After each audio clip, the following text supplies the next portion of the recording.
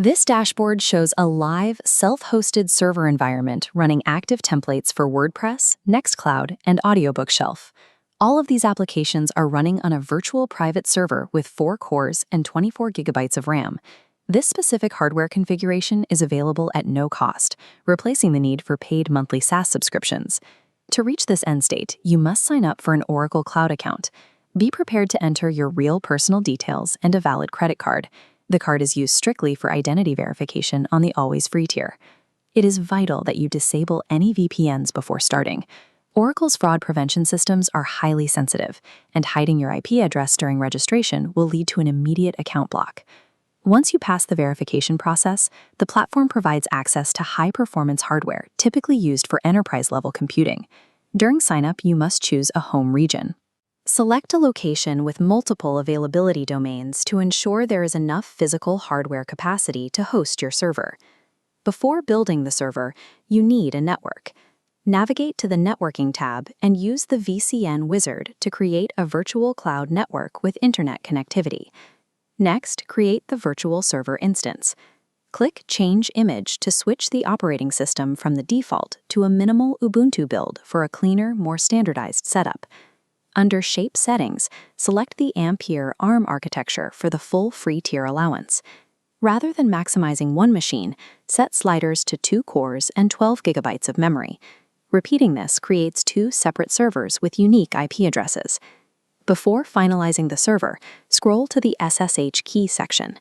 Click Save Private Key and Save Public Key immediately. These files are the only way to access your server once it is created. Following this specific sequence ensures that your network is ready and your access credentials are secure before the server is provisioned. A red out-of-capacity error means free hardware slots are full. Bypass this by pasting a custom JavaScript loop into your browser console. This automatically retries the creation request every 30 seconds until a slot opens. Alternatively, upgrade to the pay-as-you-go tier in the billing menu to skip the free tier queues. Setting a strict $1 budget limit ensures you remain within free limits without incurring unexpected charges. If Oracle permanently blocks your registration, Zeabur is a reliable alternative. Their $2 monthly plan with a 4 GB RAM upgrade is the most cost-effective backup for self-hosting. These friction points are designed to limit free tier enrollment, but using automated retries or billing loopholes allow you to secure the hardware. Mac and Linux users often face permission errors on their first connection because their systems reject open SSH keys. Fix this by running chod 400 on the key file to restrict permissions and allow the connection. If you prefer a visual interface, the xpipe application allows you to manage these keys and connections without using terminal commands. This server uses a dual firewall architecture. Traffic must pass through an inner software firewall on Ubuntu and an outer cloud firewall managed by Oracle. Configure the inner firewall by running sudo ufw allow for ports 22, 80, and 443 to permit SSH and web traffic. You must include port 22.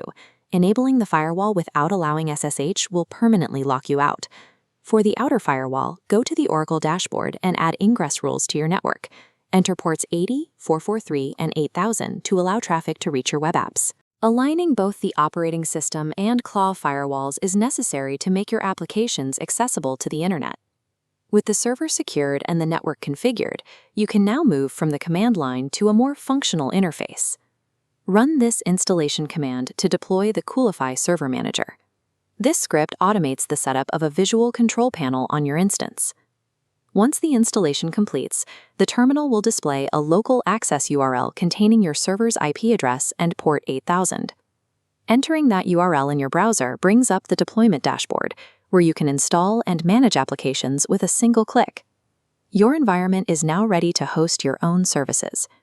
Subscribe for the next guides where we will walk through specific software deployments on this setup. Using this architecture allows you to host dozens of applications on your own private hardware, maintaining a server environment that remains free for as long as you keep it active.